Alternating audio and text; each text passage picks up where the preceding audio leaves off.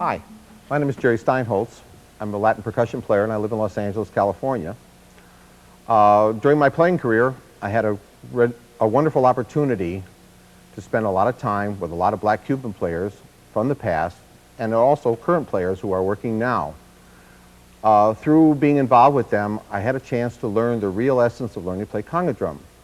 I really feel that I was very fortunate only because it really gave me some insight into the tuning and into the sizes and a lot of things about the drum, because they spend so much time in the cultural end of that really makes their drumming so superior. The conga drums come in 3 basic sizes, and there are a lot of different sizes, but there's still really 3 basic sizes. The quinto, which is a drum that's approximately 10 to 11 inches in diameter across the playing surface of the drum. When you measure a conga drum, you measure it from this area to this area, the playing surface of the drum. This is a 10-inch drum. This is a quinto. The conga, or the segunda, which is the second voice of the rumba, is a drum that's somewhere between 10 and 11 inches in diameter and is a little bigger than this, but still basically the same idea. The tumba, or the tumbadora, which is the larger of the drums, goes for anywhere between 12 inches in diameter to 13 inches in diameter. The secret, though, is to know what kind of a drum you have, you should measure this area across the top of the drum, or the playing surface. This is a drum this is the area of the drum called the collar. The collar spans from here to where the metal rim is.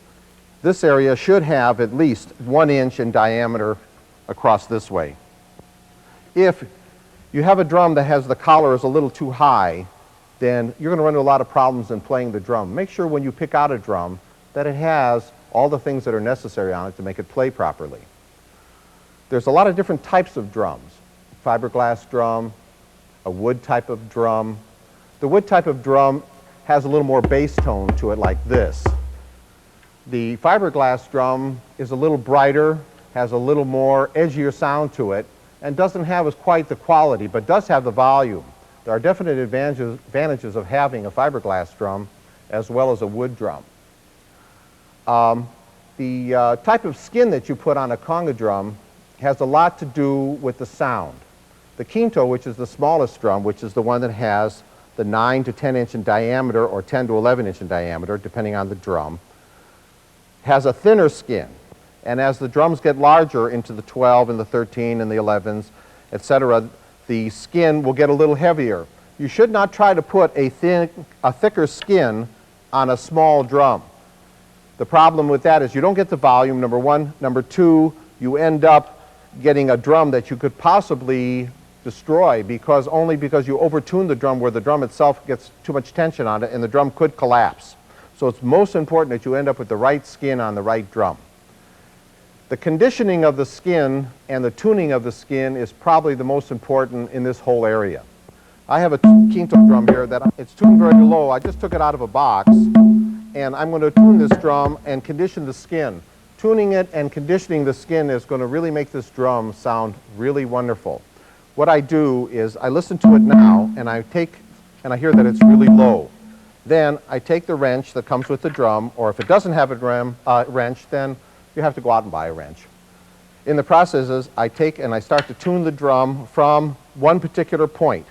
And in the process of doing that, I start turning it. And in the process of doing that, this pitch will go up. So I go one time all the way around until I get back to where I started, which is right here. Then I will listen to it. Now you heard that the pitch of this drum went up. Now I'm going to do the same thing again. I'm going to take this drum and I'm going to go around and do this again. I use quarter turns, which are 1/4 of the circle of the tuning, to tune the drum. That way I can keep this part of the drum even. If I pull the head too much on one side, then you don't get a really true tone at all. In the process, I'm going to do this again, and it's going to be up in this area. Now it sounds more like a conga drum instead of a tumba drum. Before, when it was low, it sounded like a tumba drum. Now it sounds like the conga or the segunda. Now I'm going to take it to the next stage, which is taking it to the quinto pitching. And I'm going to go around again and tune this drum. If you really pay close attention to what I'm doing here, you're going to find that you will be able to tune most any drum.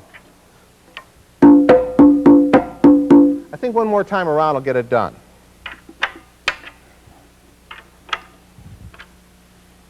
In the process of doing this, I really, as I said before, I need to keep this collar even. When I say collar, which is the space between here and the metal ring, it's the same as the collar that we have here on ourselves. One more. Here we go. There we are. See, now we're up in the quinto range. Now I'm going to play this drum for a minute just to see if I can get this head to settle a little bit.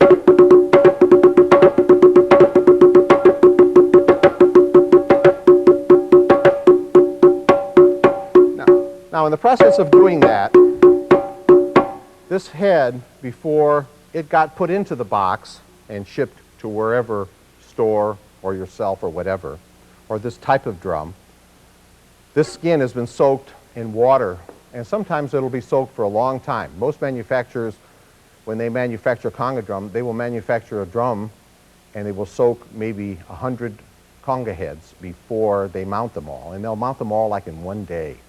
This, unfortunately, takes a lot of the oil out of the skin of the drum. In turn, the drum itself, skin is very dry. Also, this creates a lot of hand problem in reference to guys having tape and Band-Aids and going through this, because this skin has a tendency to be a little hard because of it being dry. Now I've got a pitch on this drum, which is probably around a D.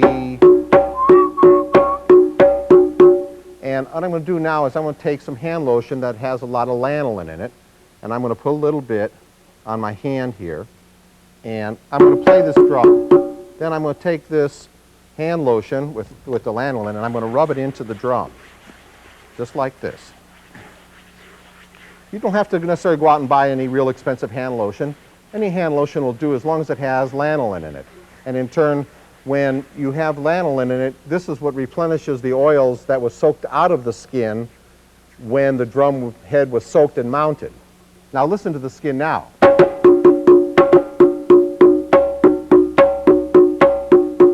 And if you listen to it now as you listened to it a minute ago, you'll hear the skin is a lot livelier now. It's brighter. It has a little more edge to the sound.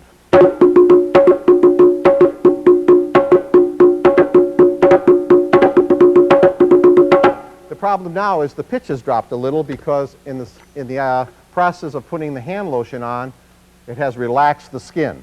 The skin itself will drop and the tension on the head will drop. So I have to go around and do one more time around, just a little bit, to get a little bit more tension to bring the pitch back up to where it was before.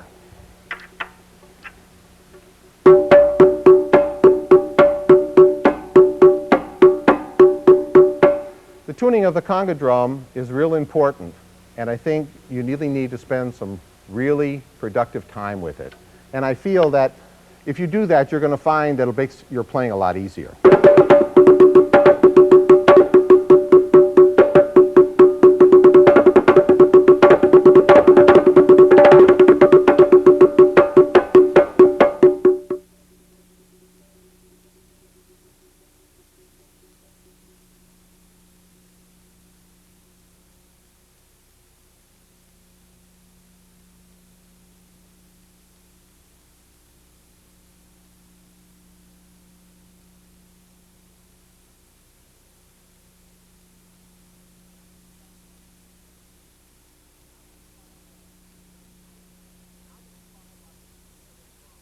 Now that we've talked about the tuning of the drum, now we're going to get into what the real idea of the drum, the essence of the playing. And that is really in the relaxation of playing the drum. I see a lot of players over a period of years, some really famous players and some players not quite so famous, but some really good players. And over a period of years, I find the guys that really excel are the guys that are into the relaxation of playing the drum. And in the process of showing you the relaxation, I'm going to work on the sounds of the drum. We're going to start with the open tone of the drum. The open tone is made by putting the curve of your hand, where your fingers connect to your hand, on the curvature of the drum, or the collar, or the top of the drum. This is called playing on top. And by lifting and setting your hand down on the drum, and the contact is from here forward, you will get the full tone of the drum. A lot of players over a period of years played this way, with a locked wrist. The problem is with that is it has a tendency to kill the drum too much and it makes you work too hard. In the process of lifting and using your wrist as a pendulum and drawing the sound from the drum, you have to make sure, though, that the contact that you make is from this part of your hand forward. If you get up into this area, you get into more percussion and not enough tone. There's a lot more tone in the drum by playing on top. The other sound of the drum is the slap sound. That. There's two types of slap sounds. The closed slap, which is this, and the open slap, which is that.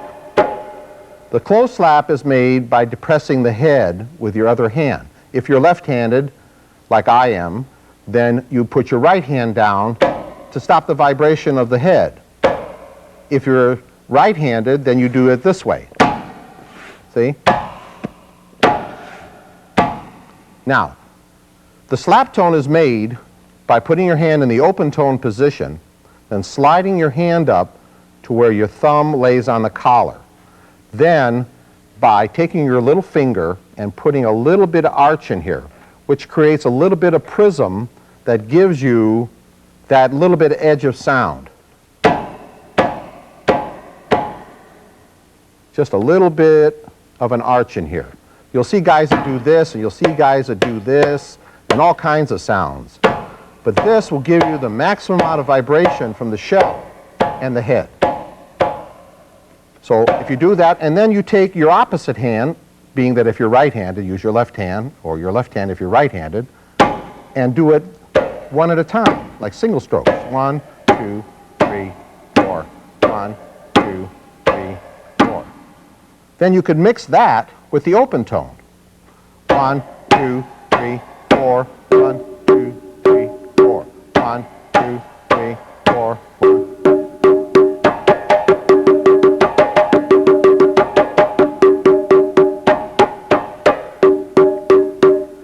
Now, I'm holding this slap down for this drum, for this hand, excuse me, and this hand for this hand. So actually, I am playing this closed slap. The open slap is a lot harder and should not be necessarily tried until you can get this slap in a really good place. Learning to play the conga drum is very time-consuming, and if you're real patient with it, you should be able to learn to play really well. If you're not very patient with it, the chances are not as good. Now, the open slap is where the head itself will vibrate, and you're killing it by setting your hand down on it more. But I'm not digging in. I'm just relaxed, lifting it, setting it down. Lifting it, setting it down. You notice this little bit of whip. See it?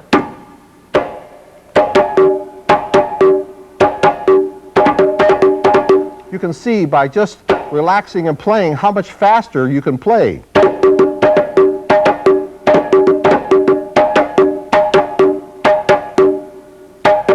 So we have the closed slap, and we also have the open slap. But remember, the hand position is only difference between that and the open tone is where you put your hand on the drum. The open tone lays here, and the slap is up here, about an inch. If you slide any more than an inch, then you end up too much in the center of the drum. That is not where the vibration of the slap of the head is. The vibration of the slap of the head is in between here and the edge, in between the center section of the drum and the edge, right in there. Now, the bass tone of the drum comes from playing in the center. You have to lift the drum a little to be able to really get that sound. If you notice that I sit at this point while I'm instructing and while I'm practicing, sitting and playing has a lot to do with the relaxation of playing, and also gives you a chance. You need to hold on to this drum when you play it. There's a feel that comes from this drum that you don't get unless you really learn to hang on to it. And then you feel the vibration of the shell as you play it. The standing part of it is really nice for the performance part of it, but to sit and play and practice really makes a big difference in how you put your playing together. The bass tone is utilized a lot. So when you play patterns like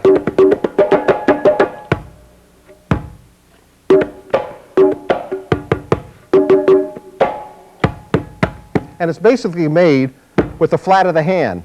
There are players that do this, but if you listen to that by arching your fingers, that you don't get the vibration of the shell and the drum head. But if you use the flat part of your hand, you're going to find that that will give you more of the bass sound of the drum.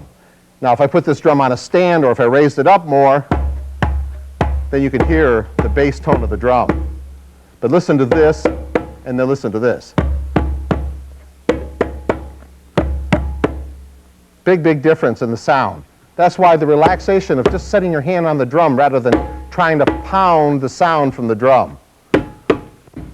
The next tone is the dead tone, which is this.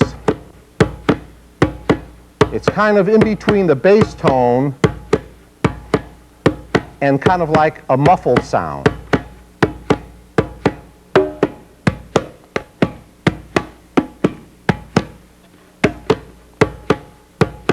The dead tone is also a very important part in playing the patterns. And using this will help you a lot. The heel, toe, heel, toe, heel, toe, heel, toe, heel, toe, heel, toe.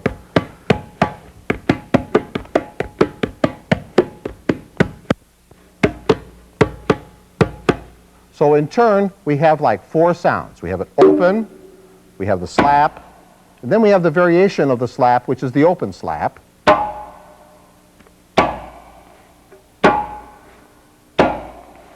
Then we have the bass tone, and then we have the dead tone.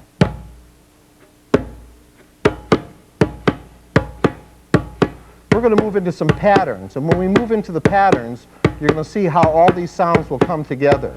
But in turn, you're going to have to spend some time with the sounds before you get into the patterns.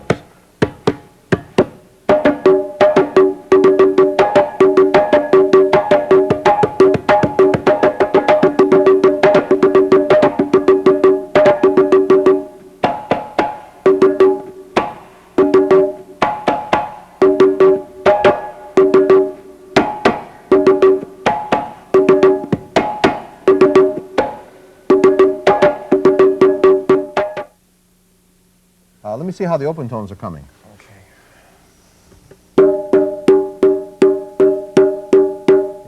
Be careful, don't get too high into the drum. Sort of remember to stay back in this area, because if you get up in here, it gets too percussive and you don't get enough tonality. Okay. Just remember, listen to this for a minute. Pick up your hand. Now try it now. Let's see. That's better. Yeah, right. Yeah, where your hand hits and the curve of the drum, and where your fingers connect. Okay. And make sure that everything from here forward hits the drum. Okay, right. Right, watch the elevation. Use your wrist more. Okay. Better. Feel the vibration of the drum when I hit it. Feel that? Try that again. Better. Better. Better. How's your slap sound doing? It's going okay. Well, you got to get a little more direction with it. You're sounding more like, if I can sound like you, I want you to sound like me. Set it down, relax, and just come in and set it down. See it? Let it rest on it. Let it rest. Here, feel this. Put your hand over here and feel this. See? Feel that? You can feel the vibration in the drum. Feel it? Okay. Now put your hand there like that and try it again. Yeah, that's better. A little too high into the drum. Move back a little bit. Remember, keep your thumb on the edge and there's a little bit of arch in here. Okay. There you go. Yeah. There you go. Right. Now hold it down and try it with your left. Yeah. Hold it right here and then try it with your left. Like that. Right. There you go. Yeah. Right. Now hold the left down for the right and do one of each. There you go. Yay. You hear the difference between what it was before? Oh, yeah. See, the control comes from doing that. Just setting it down, watching it work. See it? How much should or should I not lay into the collar? I mean, what I'm trying No, to do. you try to stand more on top of the drum. And try not to get back in here too much. Lift your arm and just set it down. Okay. There you go. There you go. Right. Don't let you. There you go. Right. Right. How's that eighth note pattern coming? That one we worked on last time.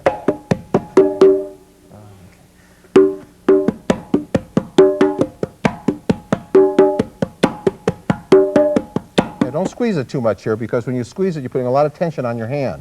Relaxation is the secret of the playing. 1 and 2 and 3 and 4. See how I let it lay? See it? Try to relax your left hand a little more.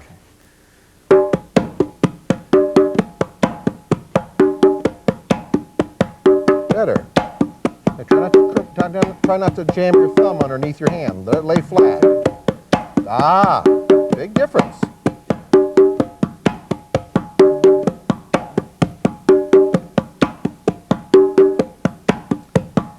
Yeah, that's much better. Now remember, when you come in for the rebound, remember that you're trying to simulate the dead tone that you normally would go and 3 and. You go 1 and 2 and 3 and. Right? Yeah. I want you to go back to the slaps for a minute and do like 4 slaps and 4 opens. 1 and 2 and 3 and 4 and.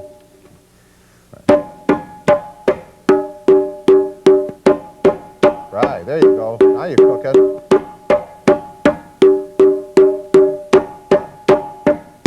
Right, good. How's this coming out, this triplet thing or the 6/8 thing we've been working on? Okay. See, just open. Open, yeah, just the open and the double dead tone. Relax the left a little more.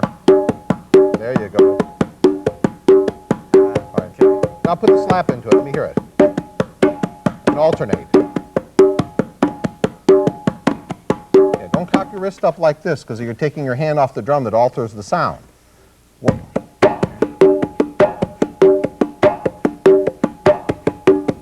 See how relaxed this is?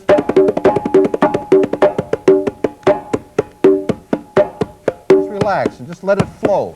Feel this momentum of playing the drum, and you can feel it when you hold the drum. That's why I've always told you that it's real important to be able to hold the drum when you practice and not use the stand. Only because the more that you relax with the drum, the better it's going to, the more you relax with your hands, the better the drum is going to sound. Okay, I see.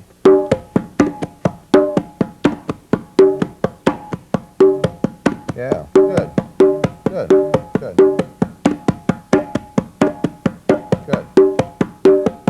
good, that's better now. So what I want you to do is work on the open sounds and work on the slaps and the opens and work on the 8th note pattern and make sure you don't cup the hand too much. Okay. Play 4 and 4 and work on this so you can work the speed up.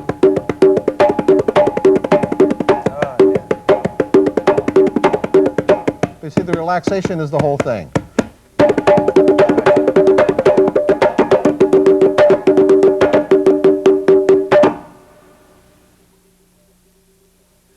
Now that we've covered the sounds and how to make the sounds of the conga, we're going to move into the patterns of the Afro-Cuban playing or the salsa music. The secret of playing the patterns, though, you really need to spend a considerable amount of time and working on the sounds of the drum before you get involved in the patterns, because if you don't, then you're going to find the patterns very, very, very difficult to play. We're going to break the patterns down into 5 categories: the rumba, the bolero, the cha-cha, and the mambo, and the 6/8 rhythm from Africa. The rumba is a medium-fast dance tempo. It goes like 1 and 2 and 3 and 4 and 1 and 2 and 3 and 4 and 1 and 2 and 3 and 4 and it goes like 1 and, which is 2 dead tones. 1 and 2 and 3 and open, dead, open. 1 and 2 and 3 and 4 and 1 and 2 and 3 and 4 and 1 and 2 and 3 and 4 and. So it's dead, open, dead, open. 1 and 2 slaps, dead, open, dead, open. To execute this pattern on 2 drums, all we're going to do basically is to change the voicing. To play 1 drum or 2 drums or 3 drums, the patterns stay pretty much the same. All you have to do is change the voices. These drums are voices. And as you add more conversation to the patterns, all you're doing is adding more voices. So instead of going 1 and 2 and 3 and 4 and, you go 1 and 2 and 3 and 4 and. So all I'm doing is moving the beats from over here, 1 and 2 and 3 and 4 and, to 1 and 2 and 3 and 4 and, 1 and 2 and 3, 4 and, 1 and 2 and 3 and 4 and. You're going to find that a lot of the rhythms that we're going to cover in patterns in this segment are all basically stemmed off of 8th notes. Very simple, easy counting, but the sounds and the hand positions are very important. Dead, slap, slap, dead, open, dead, open. Dead, slap, slap, dead, open, open, open. 1 and 2 and 3 and 4 and 1 and 2 and 3 and 4 and. The next pattern we're going to get into is the bolero, which is very, very slow. It's almost like an American version of a ballad. And the hand positions are very similar, except that the tempos are much slower. It's like 1 and 2 and 3 and 4 and 1 and 2 and 3 and 4 and. The difference is, though, there's a little triplet feel that's put in here. 1 and 2 and 3 and 4 and 1 and 2, which is putting your little finger down, ring finger, middle finger, index finger.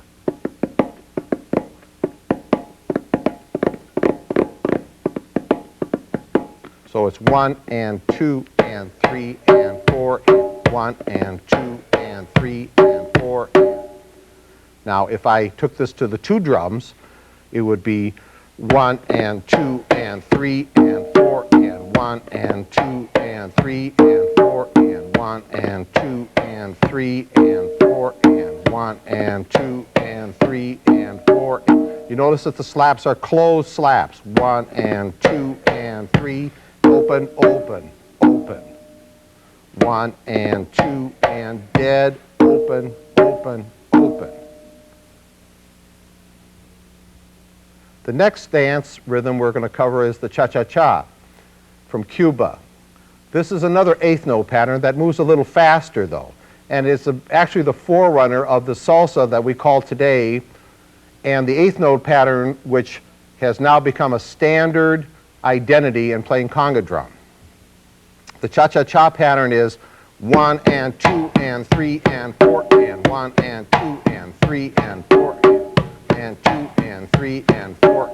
There's a couple of different styles of playing this pattern. And I found over a period of years of playing and going through the hit and misses of playing that I found this particular style works the best for me, and it seems to work the best for people I've taught to play over a period of years. And to be able to play this tempo fast, because the basic tempo for the cha-cha-cha on the conga drum is the same basic pattern for playing the mambo, which is actually fast. So I'm going to show you the two styles, and then I'll break down the one that I enjoy playing the most. 1 and slap, dead, dead, dead, open, open. 1 and slap, dead, dead, dead, open. 1 and 2 and 3 and 4 and 1 and 2 and 3 and 4. You'll see a lot of ethnic players and people who are from Cuban extraction or that are into very traditional salsa music that will play this style.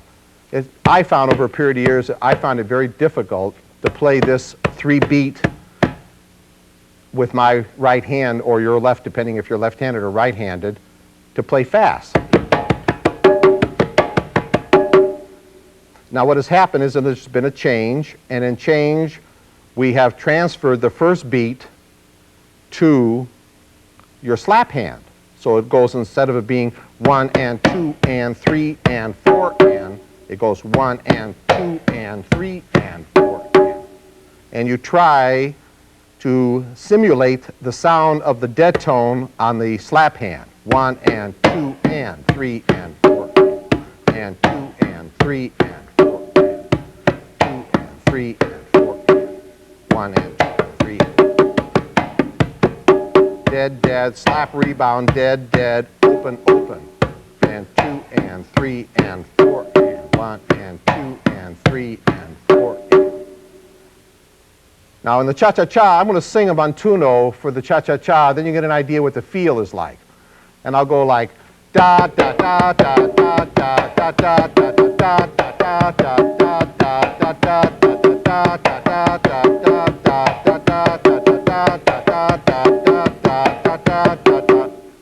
And you'll hear that the musicality of the montuno fits the patterns of the congas. All these things kind of work together to get the right feel. To play the cha-cha-cha in a 2-drum pattern, you would move one tone to the tumba. 1 and 2 and 3 and 4 and. 1 and 2 and 3 and 4 and. Instead of 1 and 2 and 3 and 4 and, It's 1 and 2 and 3 and 4 and. So 4 and is the only difference in the pattern. 4 and. In a 2-bar phrase of the clave, then what happens is that you end up playing a 2-bar phrase in this pattern. So the first bar will be 4 and the second bar will be 4 and. 1 and 2 and 3 and 4 and 1 and 2 and 3 and 4 and 1 and 2 and 3 and 4 and 1 and 2, 3 and 4 and ah ah ah ah ah ah ah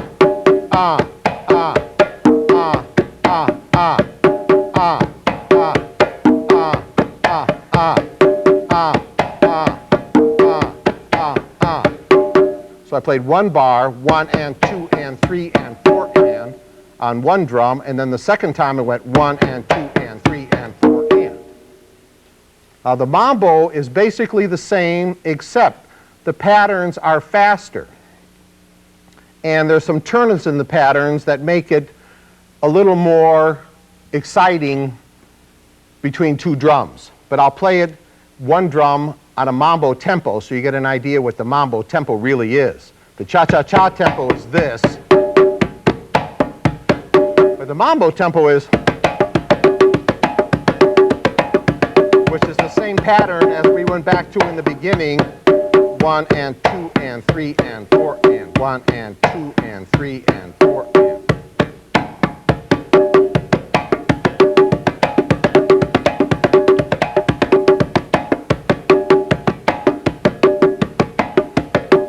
So if I'm going to play a mambo and I'm going to play a fairly fast tempo, I'm going to play 2 drums and I'm going to go 1 and 2 and 3 and 4 and in the first bar, and then the second bar I'm going to go 1 and 2 and 3 and 4 and 1 and 2 and 3 and 4 and 1 and 2 and 3 dead, open, open, dead, dead, slap, rebound, dead, dead, open, open, dead, dead, slap, open, open, dead, open, open. 1 and 2 and 3 and 4 and 1 and 2 and 3 and 4. Ah, ah, ah, ah, ah, ah, ah, ah, ah, ah, ah,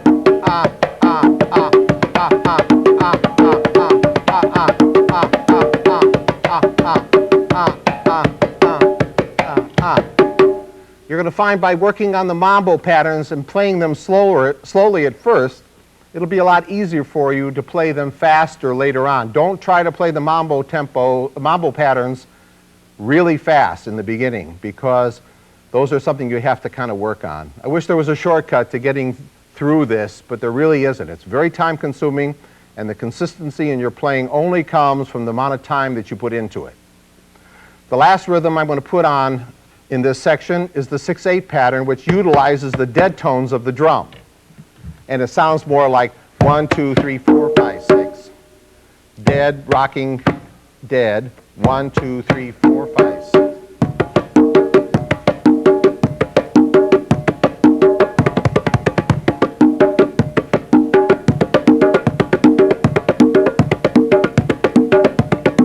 One, two, three, four, five, six. So it's dead, dead, dead, open, open, open.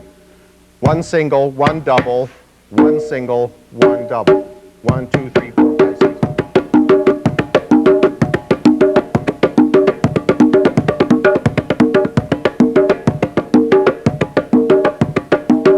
If you notice that I play this on 2 drums, I could.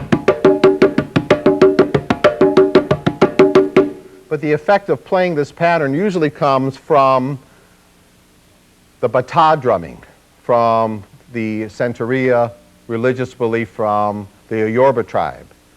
And the bata drumming is the hourglass drum, which has 2 heads. And in turn, it's almost, not to say impossible, but it's difficult to be able to play this pattern on 1 drum. But it can be done.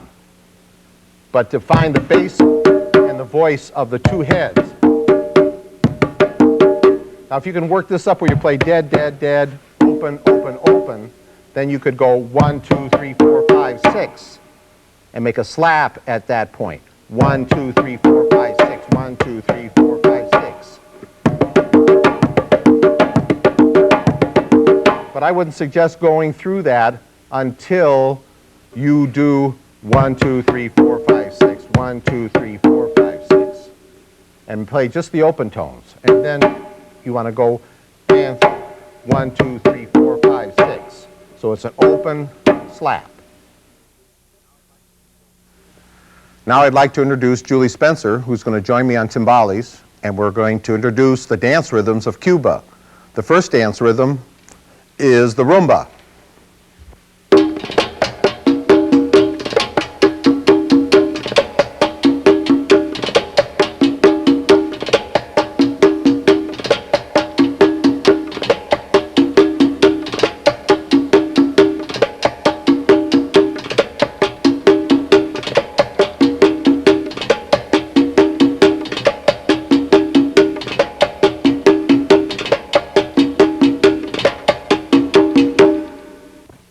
Now I'd like to introduce the bolero, which is a little slower than the rumba. The bolero also goes into another dance rhythm called the cha-cha-cha, but only in the chorus. And then it goes back to the bolero again. We're going to demonstrate that now.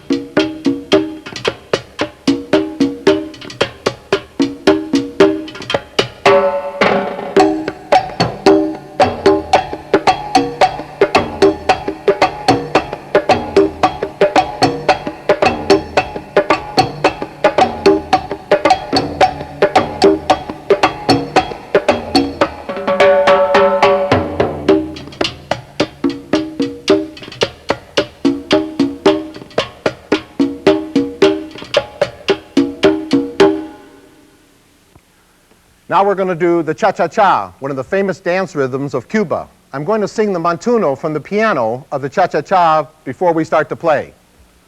Da do da do da do da da do da do da do da do da da do.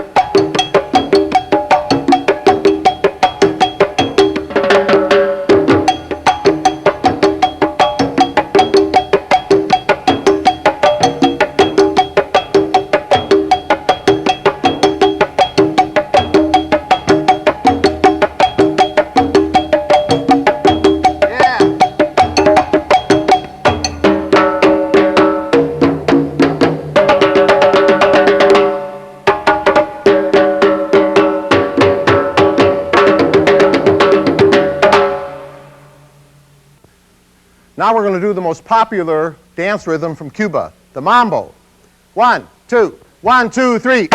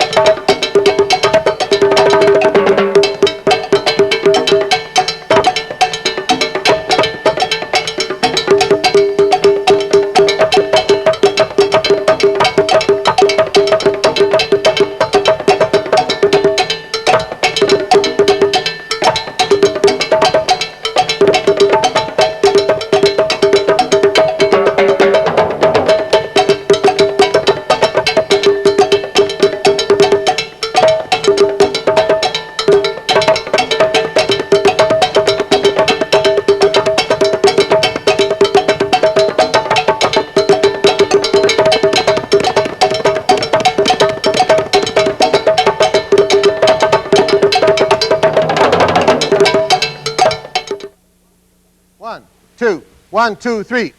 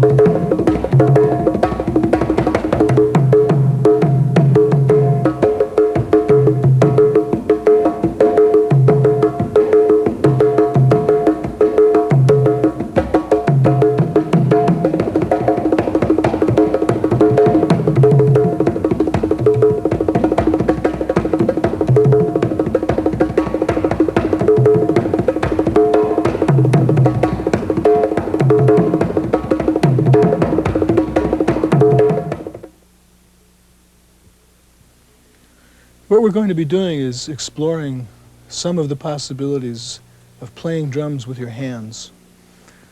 Throughout the world there are many kinds of hand drums and many kinds of ways of playing, and all of them have one thing in common, and that is that in order to play efficiently and to make a good sound, one must be relaxed. And it's not a bad idea to think about throwing the hand as though you were going to throw a ball, so that you think about this kind of a wave where we throw the hand into the head.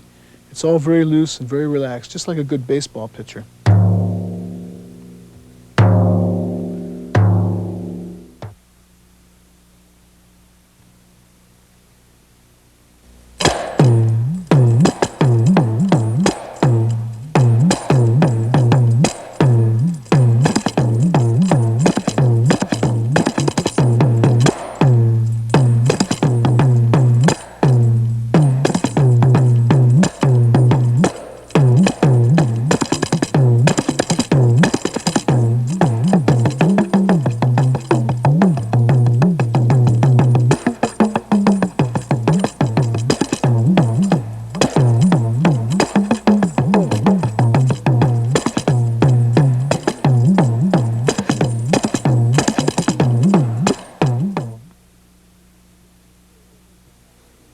Now we're going to explore the possibilities of playing with the three fingers, individual fingers from each hand, namely finger number 3, number 2, and number 1. Now the first pattern we can do is to play a pattern of 4, playing one of the fingers from one hand and then the 3 fingers in succession from the other hand, like this.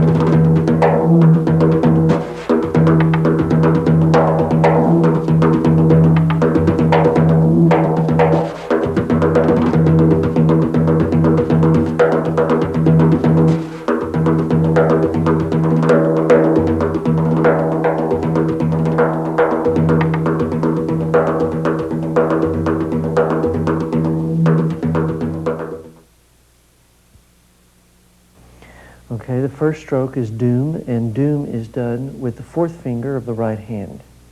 And just like on the bodhrán, we're trying to get a low, open sound.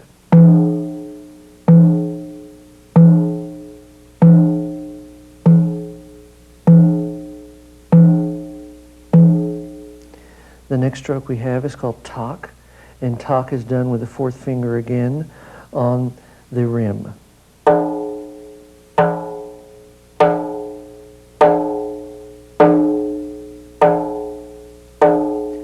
Now you can see the pivot motion happening on doom and on tak. That motion happens also on the slap, which is done with the hand slightly cupped.